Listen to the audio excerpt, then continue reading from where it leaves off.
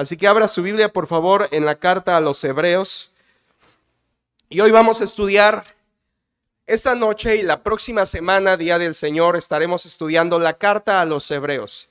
La carta a los Hebreos contiene 13 capítulos, es una carta del Nuevo Testamento que así se llama, Carta a los Hebreos. Ahora quiero que la abra allí, que permanezca en ella. Estaremos girando de aquí para allá en la carta, tratando de hacer un viaje jet a través de la carta en esta primera parte y mostrarles algunas porciones que son relevantes para nosotros.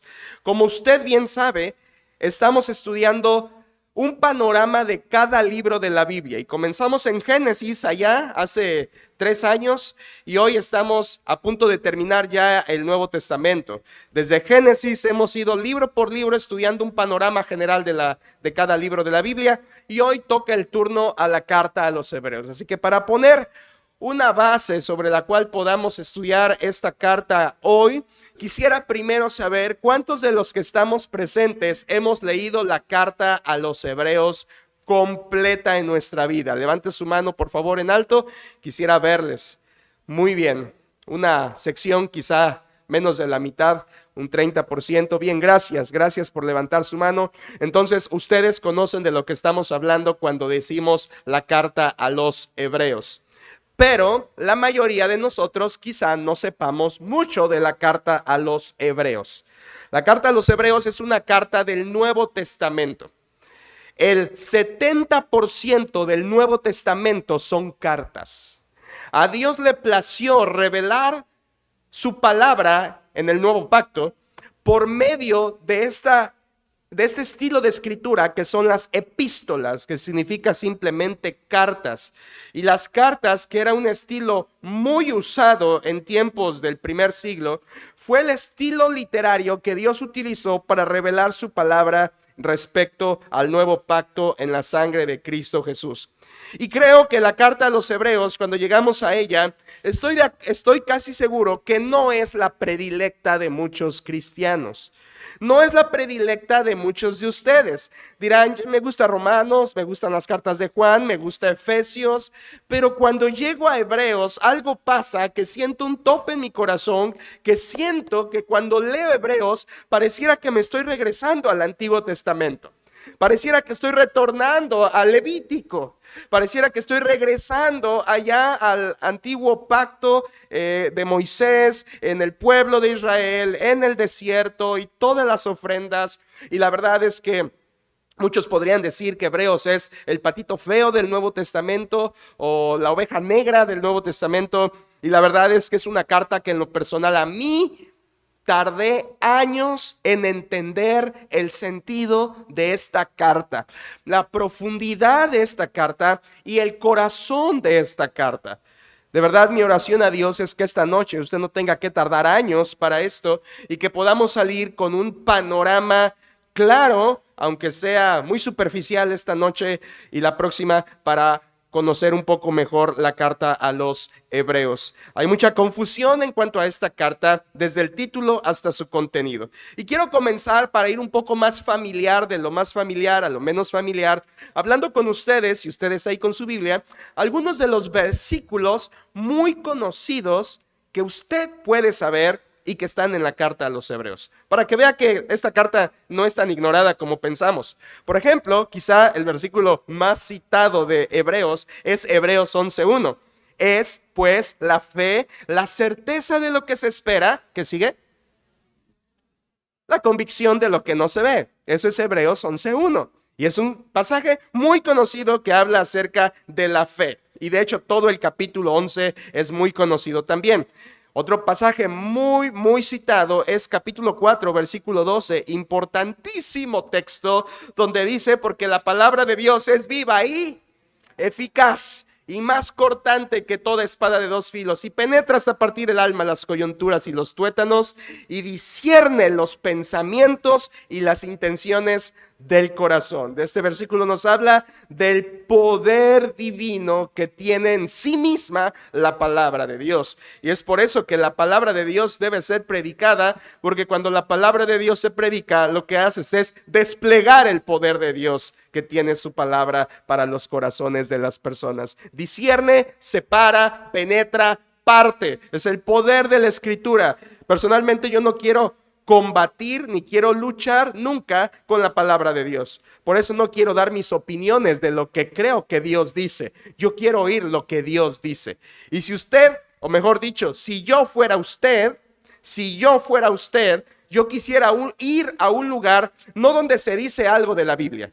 Yo quisiera ir a un lugar no a donde el pastor dice algo o predica algo, no donde el pastor dice su opinión. Yo quisiera ir a un lugar donde se predica pura palabra de Dios. Ella tiene el poder. La palabra de Dios es viva y eficaz. Eso está en la carta a los Hebreos. En capítulo 4 mismo, versículo 16, otro importantísimo texto que todos citamos es: acerquémonos pues confiadamente al trono de la gracia para alcanzar misericordia y hallar gracia para el oportuno socorro. Son versículos que hablan de la oración y de acercarnos a Dios. Pero también hay otros versículos en Hebreos muy conocidos que hablan no solo de la palabra, no solo de la fe, no solamente de la oración, sino también versículos que nos hablan de Cristo. Por ejemplo, en capítulo 2, versículo 18, importante texto, dice: pues en cuanto él mismo, hablando de Cristo, padeció siendo tentado, es poderoso para socorrer a los que son tentados. Jesucristo venció la tentación y ese texto nos dice que él ayuda, socorre a los que son tentados. Otro texto más que habla de Jesucristo, capítulo 4, versículo 15, donde dice: porque no tenemos un sumo sacerdote que no pueda compadecerse de nuestras debilidades, sino uno que fue tentado en todo según nuestra semejanza, pero sin pecado. Textos conocidos, ¿cierto? Textos que hemos escuchado frecuentemente que están en la carta a los Hebreos. Hay un reproche precioso, fuerte pero precioso, en capítulo 5, versículos 11 y 12 que usted conoce. 5:11 dice: acerca de esto tenemos mucho que decir y difícil de explicar, por cuantos habéis hecho tardos para oír. Y aquí está el reproche: porque debiendo ser ya maestros después de tanto tiempo, tenéis necesidad de que se os vuelva a enseñar cuáles son los primeros rudimentos de las palabras de Dios, y habéis llegado a ser tales que tenéis necesidad de leche y no de alimento sólido. Un reproche muy conocido de la carta a los Hebreos en cuanto a crecimiento espiritual. Debiendo ser ya maestros, todavía necesitas leche espiritual. Un pasaje conocido. Déjeme hablarle unos más. Pasajes conocidos en la carta a los Hebreos que hablan acerca de la perseverancia de los cristianos. ¿Quién no ha oído Hebreos 12, 1 en adelante? Por tanto, nosotros también, teniendo en derredor nuestro tan grande nube de testigos, despojémonos de todo peso y del pecado que nos asedia, y corramos con paciencia la carrera que tenemos por delante, puestos los ojos ¿en quién? En Jesús, el autor y consumador de la fe, el cual por el gozo puesto delante de él sufrió la cruz, menospreciando el oprobio, y se sentó a la diestra del trono de Dios. Qué precioso pasaje. Habla de la perseverancia de los creyentes. Puestos los ojos en Jesús, la idea es la de una carrera. Puestos los ojos en Jesús, corre a la meta, despójate de lo que te asedia, entiéndase, de lo que te estorba, de lo que te obstruye, y corre con paciencia la carrera como tu máximo ejemplo, Jesucristo, quien sufrió, padeció, pero terminó su obra. Qué preciosas porciones para hablar de la perseverancia de los cristianos. ¿Quién no ha oído pasajes como esos? Por cierto, Hebreos es tan versátil que hasta hay pasajes conocidos acerca del matrimonio. Usted ha oído capítulo 13, versículo 4, donde dice: honroso sea en todos el matrimonio y el lecho sin mancilla. Hablando de la relación matrimonial, y no es el tema hoy, pero ese texto está hablando literalmente de la relación íntima matrimonial que la Biblia explica allí, que tiene que ser una relación honrosa, sin mancha, sin fornicación, sin adulterios, y dice al final: porque a los fornicarios y a los adúlteros los juzgará Dios. Incluso habla Hebreos acerca de los pastores. Otra porción muy conocida es Hebreos 13:7, donde dice: acordaos de vuestros pastores que os hablaron la palabra de Dios. Considerad cuál haya sido el resultado de su conducta e imitad su fe. Y ahí habla de cómo la iglesia debe, antes de imitar al pastor, debe considerar a la conducta del pastor. Ninguna persona puede ser llamada pastor, ni considerada pastor, ni seguida en el sentido espiritual como pastor, si no es una vida con una conducta que cumple los requisitos pastorales puestos por la palabra de Dios. Por eso este texto dice: considerad al pastor e imitad su fe, si después de esa prueba él es aprobado. En el mismo capítulo, pero versículo 17, una cosa más de los pastores. Vea, 13:17, obedeced a vuestros pastores. Hay creyentes que quisieran borrar ese versículo, ¿verdad? Ese versículo no existe en la Biblia, dirían algunos. Sí existe, es Hebreos 13:17 y dice: obedeced a vuestros pastores y sujetaos a ellos, porque ellos velan por vuestras almas, como quienes han de dar cuenta, para que lo hagan con alegría, no quejándose, porque esto no os es provechoso. Y la manera de velar por sus almas en el pastorado es por dos vías: número uno, la oración, y número dos, la predicación de las Sagradas Escrituras. Indicaciones acerca de los pastores en esta carta. Vea qué tan versátil, qué ensalada espiritual es la carta a los Hebreos, que podemos encontrar variados temas, variados asuntos, variados tópicos, pero al mismo tiempo una misma línea que conduce toda la carta a los Hebreos. Incluso esta carta contiene una porción preciosa que está haciendo en estos meses el palpitar de nuestro corazón, y es Hebreos capítulo 10, versículos 24 y 25, donde dice: y considerémonos unos a otros para estimularnos al amor y a las buenas obras, no dejando de congregarnos como algunos tienen por costumbre, sino exhortándonos, y tanto más cuanto veis que aquel día se acerca. ¿De qué nos hablan estos versículos? Del compañerismo de amor que debe haber en la iglesia de Cristo. La iglesia de Cristo debe ser conocida por un compañerismo amoroso, donde nos estimulamos unos a otros, donde nos servimos unos a otros, donde nos exhortamos unos a otros, y todo eso se hace no por conveniencia, no por costumbre, pero por amor. Considerémonos unos a otros al amor y a las buenas obras. ¡Qué versátil, qué variedad hay en la carta a los Hebreos! Es una delicia. Mira, cuando encuentras el hilo conductor de toda la carta a los Hebreos y te enganchas a ese hilo, puedes degustar esta carta de una forma preciosa, deleitarte en su contenido, entender lo que ella dice y disfrutar todos los temas que ella contiene. 21 de 27 libros del Nuevo Testamento son cartas. Les decía hace ratito, el 77% de las cartas son de Pablo, o sea, casi todas son de Pablo. Pablo escribió 13 cartas de las 21, Pablo escribió 13, el resto usted sabe son Hebreos, las cartas de Pedro, las cartas de Juan, y por supuesto la carta de Judas y de Santiago. Pero Pablo escribió la mayoría de ellas, y hemos dejado atrás a Pablo. Quisiéramos regresar, ¿verdad?, y estudiar todas sus cartas de nuevo. Hemos estudiado todas sus cartas en panorama, y hoy llegamos a la primera carta del Nuevo Testamento que no es de Pablo en el orden del Nuevo Testamento. A Pablo ya nos casamos con él desde Romanos hasta Filemón, y conocimos su escritura, y conocimos su doctrina, y conocimos sus exhortaciones, y conocimos su legado pastoral a los jóvenes que él dejó. Y ahora llegamos a Hebreos. Primera pregunta para meditar hoy y para reflexionar y aprender juntos de esta carta: ¿quién es el autor de la carta a los Hebreos? Sabemos quién escribió las cartas de Pablo, y lo sabemos porque siempre Pablo lo decía. Pablo, apóstol de Jesucristo. Tanto en la salutación como en la despedida tenemos en todas las cartas de Pablo su signo, su firma, su nombre, cosa común en Pablo. Hebreos no lo tiene, y eso ya es un argumento fuertísimo para pensar que la carta a los Hebreos no sea del apóstol Pablo, porque si fuera del apóstol Pablo, Pablo no dudaría en poner su autoridad apostólica desde el principio como autor de esta carta. Así que desde ahí tenemos un vacío de que probablemente Hebreos no fue escrita por el apóstol Pablo. Sabemos cuáles son las cartas de Pedro, porque Pedro siempre se identifica también en sus cartas. Y conocemos la escritura de Pedro, del apóstol Pedro. Conocemos las cartas de Juan, primera, segunda y tercera carta de Juan.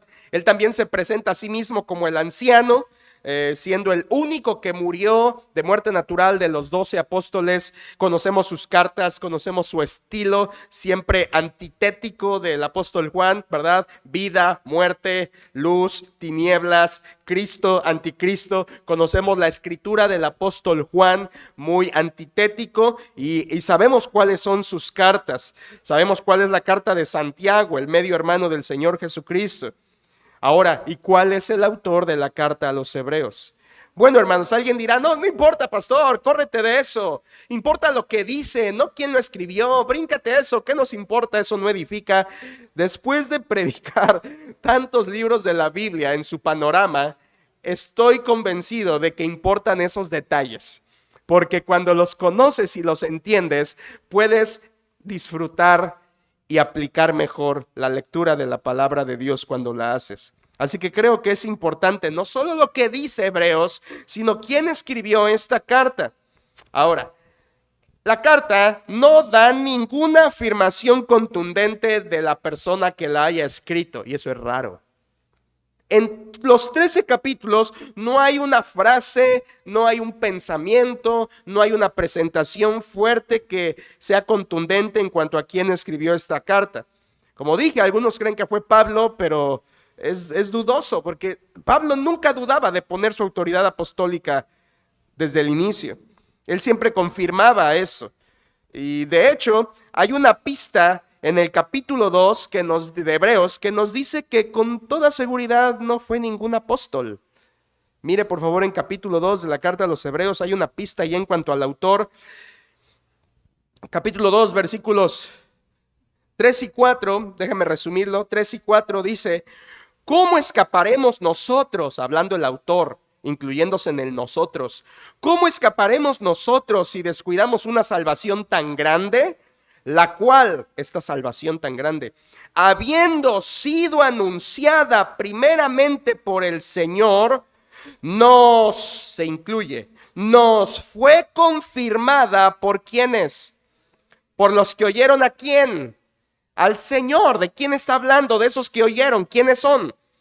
Los apóstoles. Entonces el autor a los Hebreos está diciendo, les estoy hablando de la salvación que nos habló nuestro Señor Jesucristo y que fue confirmada por los que lo oyeron. Y el autor no se está incluyendo en los apóstoles, ¿se fija? El autor está diciendo, yo oí a los apóstoles predicarnos de Jesucristo.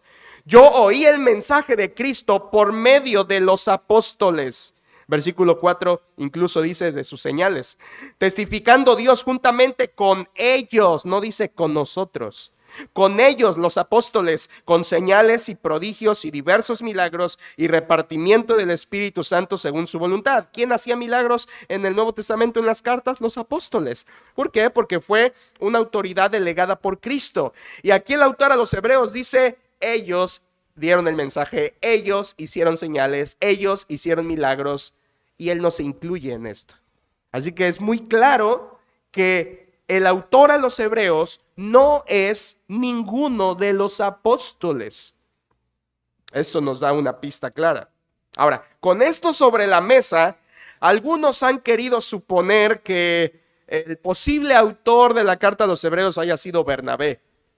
Bernabé, un compañero de Pablo, por supuesto también un judío, un hijo de consolación, un judío de Jerusalén con conocimiento de las Sagradas Escrituras, de la Torá, del Antiguo Testamento, posiblemente.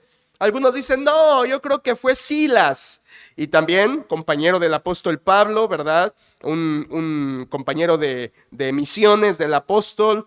Algunos han dicho, no, ni Bernabé ni Silas. Aquí ya es más que nada, ¿a quién le vas, verdad?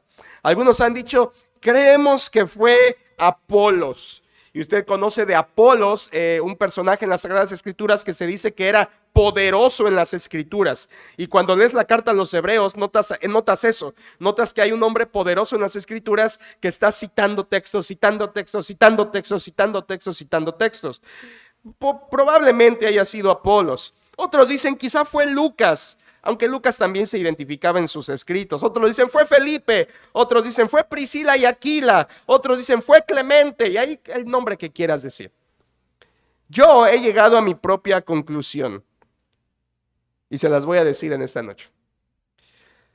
Lo que yo estoy seguro es que el escritor de la carta a los Hebreos fue un judío que vivió fuera de Palestina, o sea, fuera de Israel. Y lo sé porque este hombre, que era judío, conocía todas las costumbres judías de su nación. Toda la estructura levítica era conocida al dedillo, porque cuando escribe se nota su facilidad de escribir de esto. Pero al mismo tiempo estoy seguro que era un hombre que, aunque era judío, no vivía en Palestina, no vivía en Israel, no vivía en tierra de Israel, porque en los textos originales de la carta a los Hebreos, absolutamente todas las citas que hace del Antiguo Testamento este autor, las hace citando el Antiguo Testamento griego, no el Antiguo Testamento hebreo. Así que con toda seguridad este hombre judío está escribiendo a personas creyentes que van a escuchar esta carta y que están en un ambiente helenista, en un ambiente de griegos. No cita el hebreo, lo cual sería más natural si su audiencia fueran judíos de Palestina, sino que cita el Antiguo Testamento. Usted sabe, lo hemos estudiado antes, la Septuaginta, la versión del Antiguo Testamento en griego, no en hebreo, sino en griego. Y entonces este autor cita esta traducción en griego para todas las citas de esta carta. Así que con toda seguridad era judío, con toda seguridad escribe a una audiencia que no está en tierra de Israel, sino fuera de ella. Y evidentemente, como les dije, este autor estaba familiarizado con toda la vida y la historia judía. Conocía la Torá, conocía el ministerio de los apóstoles de Cristo, conocía el mensaje de Cristo, conocía a los mensajeros de Cristo, conocía a los colaboradores de Pablo. Incluso en el último capítulo 13, el autor menciona a Timoteo. Conocía a Timoteo porque en el último capítulo lo menciona. Así que lo que podemos tener en mente es que el escritor fue un varón judío, creyente en Cristo, pero sinceramente su nombre no lo sabemos. No sabemos. No podemos afirmar quién fue por nombre. Es Hebreos, la única carta del Nuevo Testamento con esta característica de anonimato. La única. Todas las demás sabemos quién las escribió, excepto Hebreos. Es la única. Escucha esto. Esto no es un error. Esto fue voluntad de Dios. Esto está dentro de la providencia divina. Dios quería que no se supiera quién fue el escritor de esta carta, para que no supiéramos la autoridad del nombre personal de esta carta.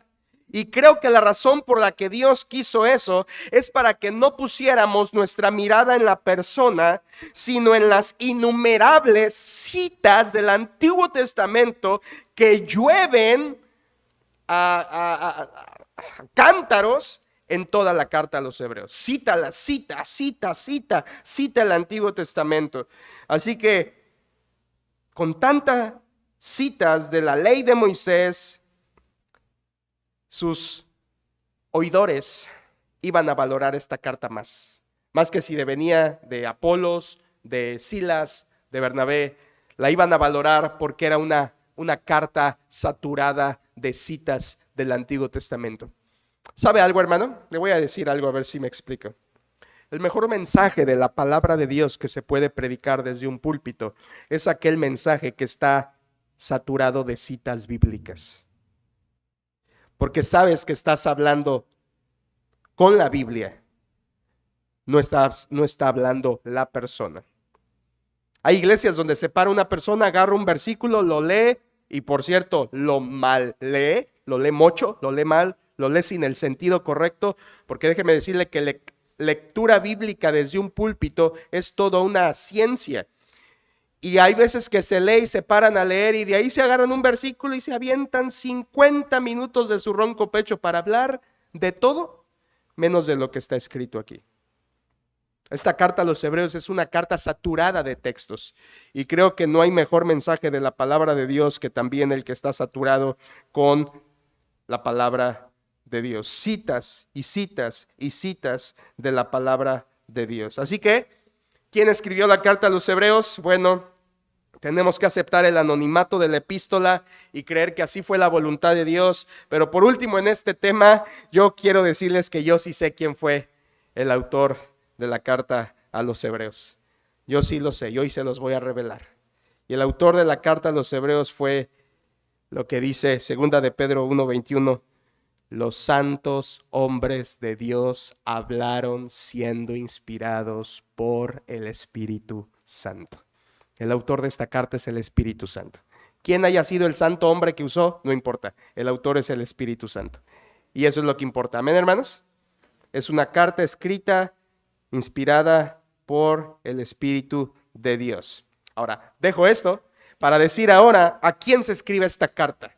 La carta a los hebreos no menciona un destinatario especial o específico. Tampoco menciona una ciudad, como cuando leíamos Efesios o Tesalónica y decíamos, esta carta va a esa iglesia o esa ciudad. En la carta a los hebreos no tenemos la misma especificación, ni de una iglesia siquiera, sino que es una carta general para judíos. Por eso el nombre que tiene la carta desde el primer siglo se le conoció a esta carta como a los hebreos. Ese fue el título original que se le colocó en el primer siglo, a los hebreos. Y eso fue porque se le añadió este nombre considerando su contenido tan alto en usos y costumbres judías. Y en ninguna parte de la carta, esto es valioso también, en ninguna parte de los 13 capítulos se menciona al pueblo gentil. O sea, no entran ahí gentiles, naciones gentiles. Es una carta bien saturada de prácticas judías, pero dirigida a judíos, escrita a judíos, pero lo que sí sabemos también es que era escrita a creyentes judíos de la época. Judíos quizá en alguna zona especial, quizá Asia Menor, quizá Grecia, quizá Italia. Al final en el último capítulo dice, te saludan los de Italia, pero no es ambiguo, porque se puede entender, te saludamos desde Italia, o se puede entender, los que son de Italia y que están aquí te saludan. Entonces, no se puede decir con seguridad, era para los de Italia. No, es ambiguo ahí la frase, así que no estamos seguros de a qué zona especial se escribe. Lo que sí sabemos, hermanos, importa, es que esta carta es escrita a cristianos judíos. Cristianos judíos. Ahora, piensa esto, por favor. ¿Cuántos judíos cristianos conoce? ¿Cuántos judíos que se convierten continuamente? Podríamos decir, sí, yo escucho todo el tiempo, hay judíos convirtiéndose al cristianismo. ¿Podemos decir eso? Realmente los judíos ortodoxos, judíos liberales, judíos lo que sea, no están oyendo a Jesucristo no ven a Jesucristo como el Señor. Así que qué interesante que haya en el Nuevo Testamento una carta especial para judíos que habla de Jesucristo, de Cristo Jesús, del que ellos rechazaron, del que ellos negaron, del que ellos traspasaron, del que ellos colgaron en un madero. Qué interesante es que haya una carta escrita para judíos. Ahora usted dirá, pastor, entonces no es para nosotros. Claro que sí, toda la escritura es inspirada por Dios y útil para enseñar, para redarguir, para corregir, para instruir en justicia, a fin de que el hombre de Dios sea, ¿qué? Perfecto, enteramente preparado para toda buena obra. Así que esta carta, escrita para judíos cristianos, también es de bendición para nosotros.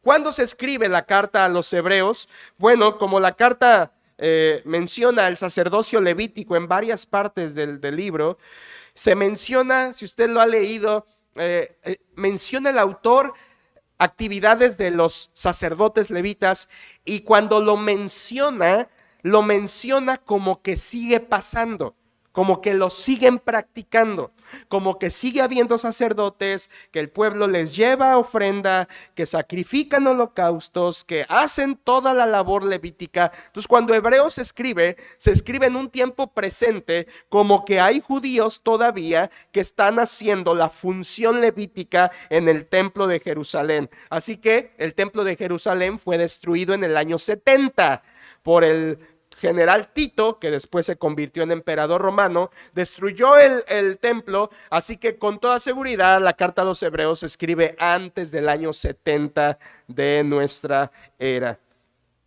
¿Y qué clase de carta es la carta a los Hebreos? Si usted ha seguido conmigo y es de los que valoran la palabra de Dios, se recordará que la carta a los romanos, vámonos allá, la carta a los romanos es la carta doctrinal. Primera a los Corintios es la carta correctiva. Segunda a los Corintios es la carta defensiva. Gálatas es la carta reprensiva. Efesios es la carta informativa.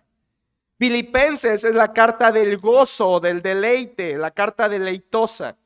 Colosenses es la carta preventiva o cristocéntrica. Primera Tesalonicenses es la carta tranquilizante. Segunda a los Tesalonicenses es la carta consoladora. Primera Timoteo es la carta de la conducta en la iglesia. Segunda Timoteo es la carta de ánimo ante la sucesión ministerial. Tito es la carta de las buenas obras y Filemón es la carta del verdadero perdón. Ahora, ¿y Hebreos dónde entra? ¿Qué es la carta de los Hebreos? Ella misma nos lo dice. Ábrala en 13:22, por favor. Capítulo 13, versículo 22. ¿Qué clase de carta es esta? 13:22. Al final, dice la Biblia, según a mí, por favor, dice: os ruego, hermanos, que soportéis la palabra de exhortación, pues os he escrito brevemente. Está ahí. ¿Qué dice el autor? Que soportéis la palabra de ¿qué? Que os he escrito brevemente. Imagínense, 13 capítulos y para él era breve. Bueno, era breve para él. Pero ¿qué clase de carta es? Es una exhortación. Ahí está. La carta a los Hebreos es una carta de exhortación. Y ahí la califica. Es una breve palabra de exhortación. Por favor, ponga esta palabra en su corazón para esta carta. La carta a los Hebreos es eso. Es una breve exhortación. Hebreos es la carta de la exhortación. Y ahí la añadimos a la lista de las demás. Y es esto porque la carta contiene varias exhortaciones esparcidas en todos los capítulos. Y quiero ver con ustedes estas exhortaciones, la mitad al menos en un momento. Y todas estas exhortaciones de la carta de Hebreos están escritas o redactadas, me encanta esto, en forma de advertencia.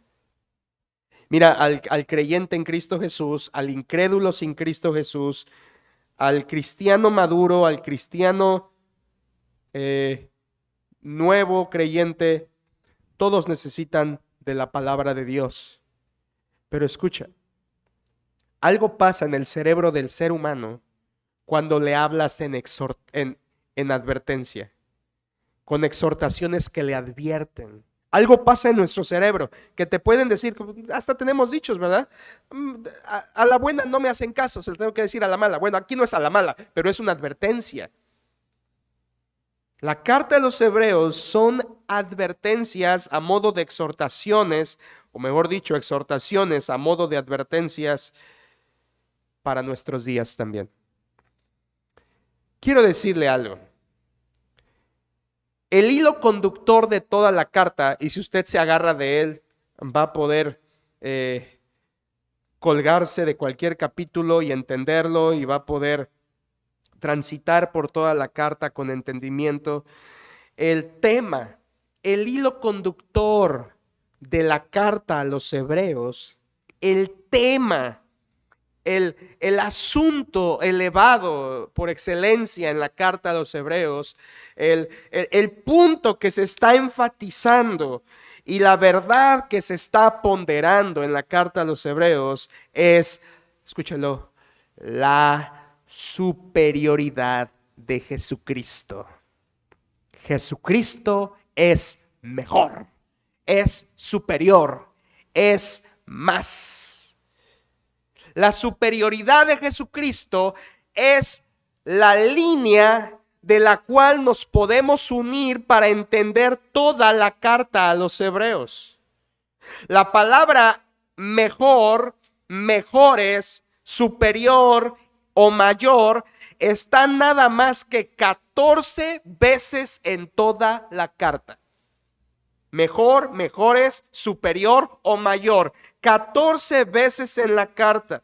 Déjeme darle un ejemplo. En capítulo 7, versículo 22, dice la carta 7:22. Por tanto, Jesús es hecho fiador de un mejor pacto. Mejor pacto. Capítulo 8, versículo 6, 8:6 dice: pero ahora tanto mejor ministerio es el suyo, el de Cristo, cuanto es mediador de un mejor pacto establecido sobre mejores promesas. En un solo texto, 3 veces la palabra, el calificativo mejor, mejor, mejor. La carta a los Hebreos está escrita para mostrar, defender, plantear, explicar, exponer, subrayar la superioridad de Cristo. Cristo es más importante que todo en este universo, iglesia. Cristo es superior a todo en este universo. Cristo y solo Cristo es el corazón de esta carta. Ahora, no solo la palabra mejor, sino también en capítulo 1, versículos 1 al 4, déjeme ir para allá porque esto es sublime. Primeros 4 versículos le llama no solo mejor, sino le llama más excelente. Hebreos 1:1, Dios, habiendo hablado muchas veces y de muchas maneras en otro tiempo a los padres por los profetas, en estos postreros días nos ha hablado por el Hijo Jesús, a quien constituyó heredero de todo y por quien asimismo hizo el universo, el cual, siendo el resplandor de su gloria y la imagen misma de su sustancia, y quien sustenta todas las cosas con la palabra de su poder, habiendo efectuado la purificación de nuestros pecados por medio de sí mismo, se sentó a la diestra de la majestad en las alturas, hecho tanto superior a los ángeles, cuanto heredó más excelente nombre que ellos. No solo mejor, sino superior. No solo superior, sino más excelente. Cristo es mejor. Y la idea de Hebreos es transmitirle a los judíos que Cristo es mejor que la religión antigua. ¿Me siguen esto? La carta a los Hebreos está para decirle al judío que Cristo es mejor que la religión antigua. ¿Cuál religión antigua? La religión de seguir la ley mosaica, la del pacto del Sinaí, la de los holocaustos y sacrificios y toda la labor levítica que estaba patente en el Antiguo Testamento, pero ahora en el Nuevo Testamento, a raíz de que Jesucristo en Juan capítulos 14, 15, 16 y 17 dice: este es el nuevo pacto. ¿En qué? En mi sangre. Cuando Cristo dice este es el nuevo pacto, ¿qué está haciendo con el viejo? Lo está sustituyendo, y es lo que dice Hebreos capítulo 8. Cuando se dice nuevo pacto, es porque el otro ha pasado, ha muerto, ya no tiene función. Así que la carta a los Hebreos está diciéndole a los lectores: Cristo es mejor que la religión pasada. Cristo es mejor que la actitud y la actividad levítica. Cristo es mejor que el Sinaí. Cristo es mejor que la ley de Moisés. Cristo es mejor que los holocaustos, porque Él mismo es el holocausto de Dios. Él es el mismo Cordero de Dios. Déjeme aplicarlo a nosotros. Así como al judío, Hebreos le está diciendo: Cristo es mejor que la religión antigua. Déjeme aplicarlo a nosotros de la misma manera, aunque no somos judíos. Cristo es mejor que la religión antigua. ¿Cuál religión? La que sea, con la que hayas nacido, la que te inculcaron tus padres, la que te enseñó la vida, la que aprendiste de niño, la que te transmitieron. Cristo es mejor que cualquier religión. No importa con cuál religión hayamos crecido y cuál nos hayan inculcado. Cristo es mejor que cualquier religión, simple y sencillamente porque Jesucristo es el camino al cielo. Y eso no lo hace ninguna religión. Ningún sistema de creencia y práctica te lleva al cielo, pero Jesucristo te lleva al cielo. Mire, déjeme recordarle esto. Usted puede estar hoy aquí y ser una persona religiosa, tener una religión, y su religión es ir a los cultos el domingo, cantar, apoyar. Usted pudo haberse aventado lecciones de discipulado, clase de fundamentos, estar aquí cada domingo, fiel, dar su ofrenda, dar su diezmo, vestirse de ropa de culto el domingo, saludar a los hermanos, abrazarles y decirle Dios te bendiga. Es fácil actuar así, ¿verdad? Eso es sencillo. Y en el verdadero fondo de tu corazón, no ser más que un religioso que actúa a ser cristiano. ¿Dónde se ve eso? ¿Dónde se ve eso? En tu vida cotidiana.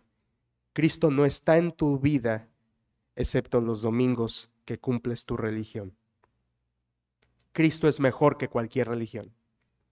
No quisiéramos que tú te quedes con una religión, queremos que vengas a Cristo Jesús. ¿Qué dijo él? Mateo capítulo 11, venid a mí todos los que estáis trabajados y cargados, y el cristianismo les hará descansar. ¿Eso dijo lo que dijo Jesús? Venid a mí, venid a mí. Y Jesucristo está citando realmente Isaías 55, a todos los sedientos, venid a las aguas, venid, comprad, comed, venid, comprad sin dinero, vino y leche. Ven a Cristo. La salvación es en Cristo. Cristo es mejor que cualquier religión. No importa cuál sea, ninguna es la buena. Cristo es el único camino al cielo. ¿Cierto, iglesia? Yo soy el camino, dijo Jesús, la verdad y la vida. Nadie viene al Padre sino por mí. Cristo es mejor. Y yo dije, Cristo es mejor que la religión antigua o la que sea. Pero déjeme concretarlo bien y ser más claro con usted. Cristo es mejor que cualquier religión falsa. Cualquiera. Todas las religiones llevan al mismo lugar y solo Jesucristo salva. En Hebreos, siendo una carta breve de exhortación, todas las exhortaciones giran en torno a esta verdad de Jesucristo es superior, mejor, mayor, más excelente. Jesucristo es mejor. Todas las exhortaciones de esta carta giran en torno a esta verdad. Y quisiera ver al menos una o dos con ustedes. En la carta, hermanos, yo he extraído 6 exhortaciones de la carta a los Hebreos. Y quiero verlas con ustedes rápido, no las 6 ahorita, quizá una o dos y el resto en la próxima ocasión. Pero no son las únicas, pero son las más claras de la carta. Quiero que vaya conmigo a la primera, que es en el capítulo 2, versículos 1 al 4. Y quiero que leamos esta primera exhortación que encuentro muy clara en la carta a los Hebreos. Hebreos 2, 1 al 4. Por favor, únase a mí en la lectura de esta porción bíblica. La Biblia dice: por tanto, es necesario que con más diligencia atendamos a las cosas que hemos oído, no sea que nos deslicemos. Porque si la palabra dicha por medio de los ángeles fue firme, y toda transgresión y desobediencia recibió justa retribución, ¿cómo escaparemos nosotros si descuidamos una salvación tan grande, la cual, habiendo sido anunciada primeramente por el Señor, nos fue confirmada por los que oyeron, testificando Dios juntamente con ellos, con señales y prodigios y diversos milagros y repartimientos del Espíritu Santo según su voluntad? ¿Dónde está la exhortación de esta porción? Directamente es versículos 2 y 3. Déjeme volverla a leer y y sienta esta exhortación en sus venas. Por cierto, una exhortación no es otra cosa, sino una orden amorosa pero directa a que hagas algo o dejes de hacer algo. Y aquí hay una exhortación, una invitación fuerte, una orden fuerte, amorosa pero fuerte. Versículo 2 y 3, la exhortación dice: porque si la palabra dicha por medio de los ángeles fue firme, ¿cuál es esta palabra? La palabra que tiene que ver con el antiguo pacto, la ley de Moisés. Y dice, y toda transgresión y desobediencia recibió justa retribución. Y vaya que sí, ahí tenemos la historia del Antiguo Testamento. Israel desobedeciendo la ley, Dios castigándolos con justicia. Israel rompiendo la ley, Dios disciplinándolos, mandándolos a exilio, etc. O sea, la idea es, si Dios cumplió la palabra del antiguo pacto justamente y aplicó juicio a tiempo, versículo 3, ¿cómo escaparemos nosotros si descuidamos una salvación tan grande? ¿A cuál salvación se refiere? A la salvación única que hay ahora en Cristo Jesús, la que hablaron los apóstoles, la que testificó el Señor Jesucristo, la que hoy está por medio de Jesús. Dice, ¿cómo escaparemos nosotros si descuidamos una salvación tan grande, la cual, etcétera, etcétera? La exhortación, hermanos, es muy clara. ¿Cómo escaparemos nosotros? ¿Cómo escaparemos nosotros? Me encanta la palabra del versículo 1 y realmente así quise titularle a esta primera exhortación. Dice al final del 1, no sea que nos deslicemos. No sea que nos deslicemos. La palabra tiene que ver con una temblorina. No tiene que ver con un resbalón. La palabra ahí griega tiene que ver con un terremoto fuerte que mueve las cosas del lugar, que altera la topografía, que mueve las edificaciones, que derrumba. Y dice, no sea que nos deslicemos, no sea que nos pase como a Israel en el antiguo pacto, que teniendo la ley de Moisés la rompió y sufrió sus consecuencias. No sea que nos pase lo mismo, lo mismo. Qué interesante exhortación. No sea que nos deslicemos. La idea, hermanos, de esta exhortación es, si en el Antiguo Testamento los que desobedecieron la ley fueron castigados, hoy los que rechacen la salvación en Cristo simplemente esperan algo peor. ¿Cómo escaparemos si descuidamos una salvación tan grande? Tú no vas con la gente y le dices, oye, tú estás a punto de perderte. Escucha,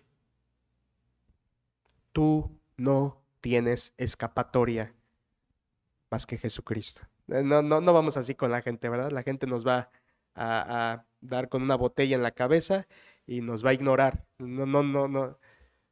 Porque es una exhortación fuerte. Piensas como si usted llegara con su conocido y le dijera, ¿piensas que te vas a escapar del juicio de Dios hoy que estás haciendo todas esas prácticas pecaminosas? ¿Crees que te vas a escapar del juicio de Dios? Y dices, ay, pastor, si le digo eso a mi familiar, las corta conmigo de ahí y para siempre. Pues vea que es el estilo aquí de la exhortación es fuerte. ¿Cómo escaparemos si descuidamos una salvación tan grande? Esta es una exhortación a no desviarse, no sea que nos deslicemos. Una exhortación a no deslizarse. Déjeme ver la segunda y terminar ahí, un momento más, por favor. Capítulo 3, versículo 7. Y esta exhortación abarca hasta el capítulo 4, versículo 1. Repito, capítulo 3, versículo 7 hasta el capítulo 4, versículo 1. Déjeme leer la porción 3:7, dice la Biblia. Por lo cual, note la exhortación, como dice el Espíritu Santo, si oyeres hoy su voz, no endurezcáis vuestros corazones, como en la provocación en el día de la tentación en el desierto, donde me tentaron vuestros padres, me probaron y vieron mis obras 40 años. A causa de lo cual me disgusté con esa generación y dije, siempre andan vagando en su corazón y no han conocido mis caminos. Por tanto, juré en mi ira, no entrarán en mi reposo. Mire la exhortación, 12. Mirad, hermanos, que no haya en ninguno de vosotros corazón malo de incredulidad para apartarse del Dios vivo. Es como si dijera, ¿ya ven lo que le pasó a Israel? ¿Ya ven? No entró a la tierra prometida. ¿Y cuál fue el pecado por el que no entraron a la tierra prometida? Incredulidad. No le creyeron a Dios. ¿Se acuerda? Moisés, Josué y Caleb, los comeremos como pan. Y la gente dijo, no, nos van a aplastar. Son gigantes. No le creyeron a Dios. No le creyeron a Dios. No entraron al reposo por incredulidad. Y luego, con ese telón de fondo judío de la historia de Moisés, dice en el versículo 12, mirad, hermanos, que no haya en ninguno de vosotros corazón malo de incredulidad para apartarse del Dios vivo. Antes exhortaos los unos a los otros cada día, entre tanto que se dice hoy, para que ninguno de vosotros se endurezca por el engaño del pecado. Porque somos hechos participantes de Cristo, con tal que retengamos firme hasta el fin nuestra confianza del principio. Entre tanto que se dice, si oyereis hoy su voz, no endurezcáis vuestros corazones como en la provocación. ¿Quiénes fueron? Vea la pregunta. ¿Quiénes fueron los que, habiendo oído, le provocaron? ¿No fueron todos los que salieron de Egipto por mano de Moisés?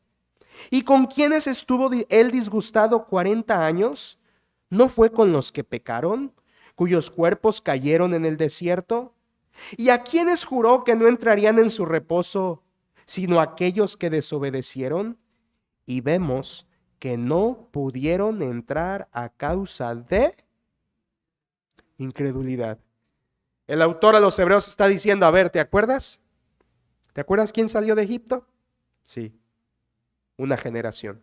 ¿Te acuerdas a quién se le dio la ley de Moisés? Sí, a esa misma generación.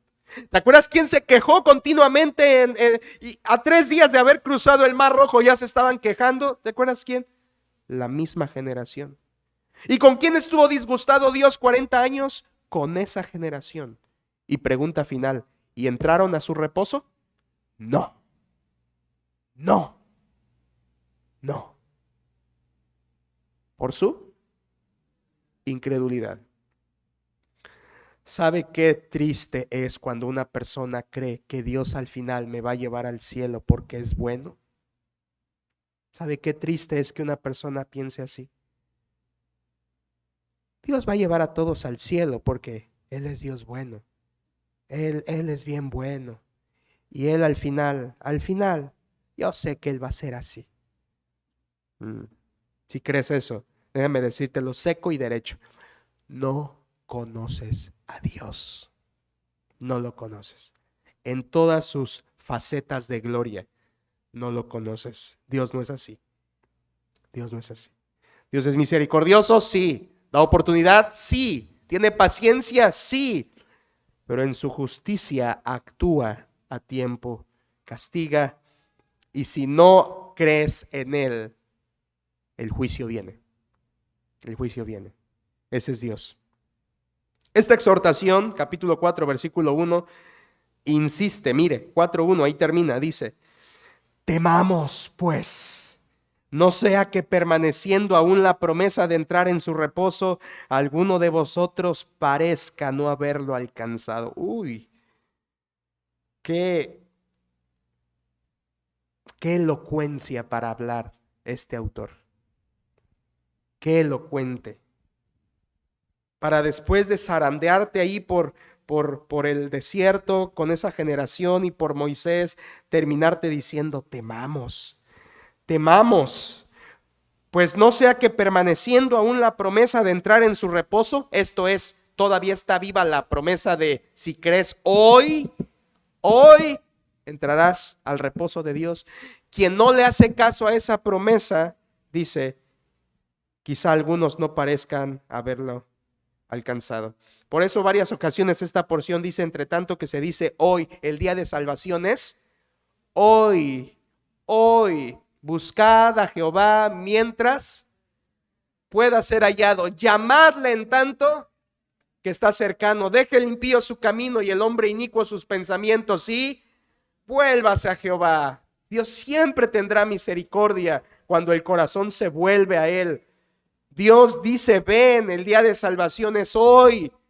No hay purgatorio, no hay segunda oportunidad, no hay resurrección para una segunda oportunidad de salvación. No, porque mismo Hebreos dice, y está establecido para los hombres que mueran una sola vez y después de esto, el juicio.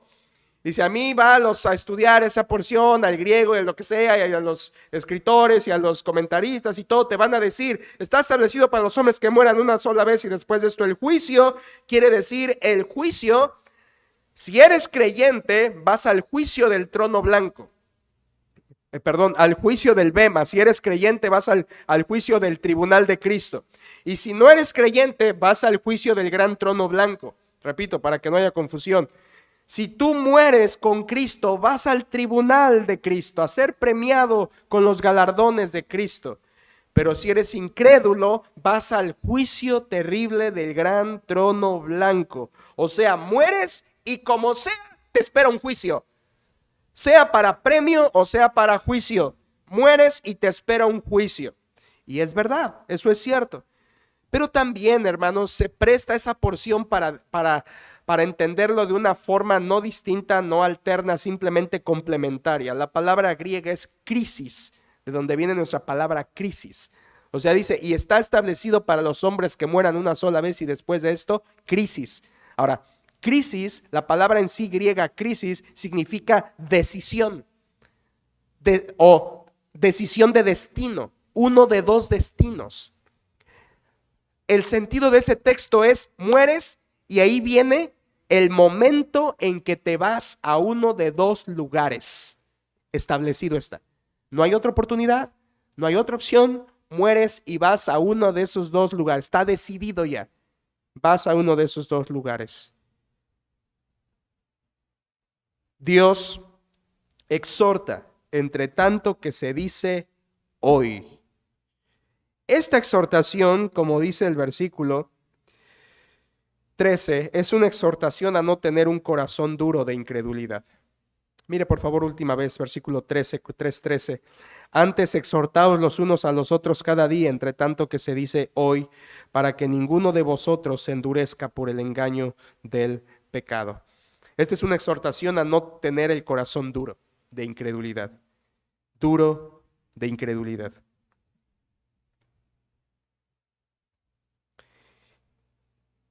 Y las personas con las que las compara son el pueblo de Israel, incrédulo, que quedó postrado en el desierto. Estas son las dos primeras exhortaciones. Y yo quisiera que te quedaras con alguna de ellas hoy. Primero, la exhortación a no desviarse. No te deslices de lo que has oído. Y la segunda exhortación es a no tener un corazón duro de incredulidad. Y ¿sabe qué? Las dos son palabra de Dios, pero me quedaría en este momento parcialmente con la segunda. La exhortación es no tengas un corazón malo, duro de incredulidad. Empecemos por esto. ¿Los judíos tienen hoy un corazón duro de incredulidad? Sí, porque teniendo ojos no ven, oyendo no entienden, han engrosado su corazón y los judíos, la mayoría de ellos, no creen, tienen un corazón duro de incredulidad, se han endurecido por el engaño del pecado. Pero pregunto, ¿la raza judía es la única incrédula con corazón endurecido? Por favor, tú sabes que toda persona que se niega a entregarse a Cristo es por un corazón duro de incredulidad. Ese corazón que le cierra la puerta a Jesucristo, ese corazón que prefiere una religión que a Cristo, es un corazón duro de incredulidad. ¿Qué pecado te lleva al infierno? ¿Qué pecado lleva a una persona al infierno? Alguien dice cualquiera. No. Solo la gente que esté en el infierno va a estar ahí por un solo pecado. Y ese pecado fue el pecado de incredulidad. ¿Por qué? Porque si la persona cree en Cristo, Cristo paga todos sus pecados, pagó todos sus pecados. Pero si no crees en el Hijo de Dios, tu incredulidad lleva tu alma al castigo eterno. La incredulidad es igual a condenación. Y todo empieza con un corazón duro, duro. Y por favor, escucha esto. Deja que esta palabra ablande un poco esto mismo, tu corazón. No digamos, estoy aquí en la iglesia, yo no tengo ese corazón duro de incredulidad, por eso estoy aquí. Eso díselo a otros. La Biblia lo dice a todos. No tengas un corazón duro de incredulidad. Tú puedes estar aquí y tener ese corazón incrédulo. ¿Sabe? Hace años, usted lo sabe, hace años siempre se decía, ¿verdad? Desde los púlpitos, y si Cristo viniera en este momento, ¿cuántos se quedarían aquí? Ya sabe, ¿verdad? El estilo, no voy a decir denominación, pero el estilo de algunas congregaciones para atemorizar y todo. Y antes se decía mucho eso. Y últimamente, estos últimos meses, yo lo he estado pensando, y verdaderamente, si eso pasara, ojalá que pase pronto, porque lo estamos esperando, amén. Esperamos que Cristo venga en las nubes, nos arrebate y así estaremos siempre con el Señor. Pero una de las grandes sorpresas de la muerte es que quien tú esperabas que estuviera en el cielo no va a estar. No lo digo yo, ni lo dicen los predicadores de estas denominaciones, lo dijo Jesús. En Mateo capítulo 7 dijo Jesús, en aquel día me dirán, Señor, Señor, en tu nombre echamos fuera demonios, en tu nombre profetizamos, en tu nombre hicimos. Y Cristo dice, y yo les diré, no os conocí, apartaos de mí, hacedores de maldad. La exhortación de Hebreos es muy adecuada a nosotros. No sea que estés aquí y tengas un corazón duro. Dices, gloria a Dios, pero no obedeces al Dios de la gloria. Dices, Dios es mi Dios, pero no dejas que Dios sea tu todo. Quizá vives una vida secularista, es decir, de lunes a sábado estás en la carne, en el mundo y en el pecado. Dios no figura en tus pensamientos, no figura en tus decisiones. Dices, mi vida, lo que quiero, mi voluntad, mis deseos, yo. Y no vives para Cristo. Cristo es simplemente 2 cultos de domingo y 1 de miércoles si es que vienes. Eso es un corazón duro de incredulidad. Duro porque cree que es salvo y realmente no lo es. Solo hay salvación en Cristo Jesús. Cuando te entregas a Él. ¿Y sabes qué? Cuando alguien se entrega a Cristo, su vida lo demuestra. Su vida lo manifiesta. 2 exhortaciones vimos, nos faltan 4. Hebreos es una carta así de exhortación. Les voy a decir la próxima, las otras 4, pero no solo eso. Les voy a decir para qué clase de personas es cada una de las 6 exhortaciones y qué podemos aprender de esas exhortaciones nosotros. Mientras tanto, vayámonos pensando, Cristo es superior, Cristo es mejor, Cristo es más excelente, Cristo es mayor, pero ¿Cristo está en ti? ¿Cristo es tu Salvador? Eso es la pregunta más importante, para que cuando se cumpla lo que está establecido, que mueras, y después de eso, el juicio, sepas a dónde vas. Esta semana una persona me dijo, yo estoy con Cristo, Cristo está en mí, Cristo y yo casi somos uno. Cristo y yo, y Cristo y yo, y oro a Cristo, y yo y Dios. Escuche por favor, porque podría ser su caso. Yo y Dios, yo y Cristo, yo lo amo, yo tengo fe, tengo fe. Y después de que me comparte su sentir de su fe, después le hago entre preguntas, ¿y si usted muriera esta noche, sabe a dónde va su alma? Y la respuesta me dice es, no sé a dónde iría. Y le digo, entonces usted no tiene al Señor Jesucristo. Porque el que tiene a Cristo tiene la vida. Y el que no tiene al Hijo de Dios, no tiene la vida. Así que la exhortación de Hebreos es muy adecuada para nosotros. Meditemos en esto. Oremos. Padre, estamos agradecidos contigo por la palabra escrita en Hebreos, porque son exhortaciones que nos ayudan a entender más tu voluntad a nuestras vidas. Señor, gracias porque en esta carta encontramos verdades sublimes de ti, de tu Hijo Jesucristo. Gracias que Él es el resplandor de tu gloria, la imagen misma de tu sustancia, el único y suficiente Salvador, el gran yo soy, el Verbo de Dios, el Cordero de Dios, la luz del mundo, el agua de vida, el pan de vida. Él es la fuente que salta para vida eterna. Él es el camino, la verdad y la vida. Él es a quien predicamos, Él es a quien servimos y Él es a quien el hombre necesita abrazar en su corazón. Gracias porque en Cristo Jesús hay salvación y vida eterna, porque no hay otro nombre bajo el cielo dado a los hombres en que podamos ser salvos, porque la religión no salva, la vieja religión no salva, el corazón duro un día terminará en la condenación, pero solo Cristo ofrece una salvación tan grande. Padre, yo te pido que cada persona que escucha este mensaje pueda contestarse a sí mismo si ya tiene esa salvación tan grande, si ya la tiene en su corazón, no si cree en ti, no si es cristiano, no si nació en una iglesia, no si es gente de templo, no si lee la Biblia, sino si te tiene a ti y a Cristo en su vida como Salvador. Si tiene esta salvación tan grande, yo te pido que cada persona pueda realmente contestar esa pregunta en su vida y que edifique su vida a raíz de esa respuesta.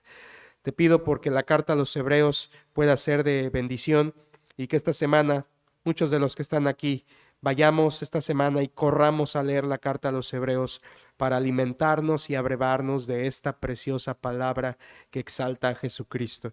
Gracias porque su pacto es mejor, su sangre es mejor, su obra es mejor, su muerte fue mejor, su sacrificio fue mejor, su camino que dio al cielo es mejor, su velo fue mejor. Y todo lo que es en Él hoy es mejor gracias a su sacrificio. Bendice tu iglesia. Oro en el nombre de Cristo. Amén.